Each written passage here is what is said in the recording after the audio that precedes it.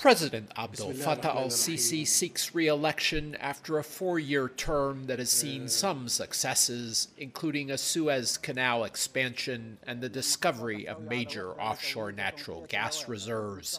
But he has also been buffeted by terror attacks against churches and mosques and a protracted war against insurgents in the Sinai and along the border with Libya.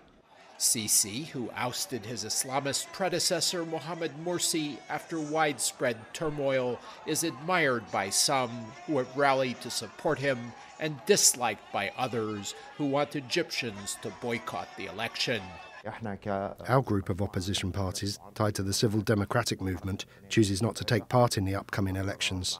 In 2014, 25 million people voted, and President Sissi won 23.6 million of those votes. This year, some are disenchanted. People who stood there and said, we want to be involved in a process. They're not political, they're not Muslim Brotherhood, but they're regular citizens who want this country to be a democracy. 4 years later, this is what we get. The president has called for a large turnout and urges Egyptians to be patriotic. Many of Egypt's African neighbors prefer Sissi to the Muslim Brotherhood, which they think has ties to terrorism. The African situation, especially in North Africa and the Middle East, is very, very precarious, whereby people like al-Sisi are now being favored because of their military stance against jihadist organizations. While the weak Egyptian economy is a drag for the president, some businessmen and public figures support him because of his pro-business stance. Supporters of Sisi's only opponent, Mustafa Musa, rally in downtown Cairo to enliven the contest after several weightier opponents dropped out.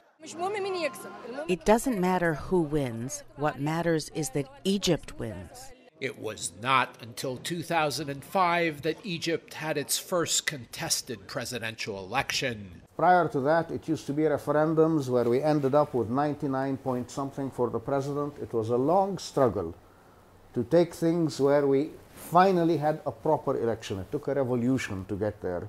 Sissi is Egypt's 5th president since the monarchy was toppled in 1952. 4 were military men. Edward Yeranian for VOA News, Cairo.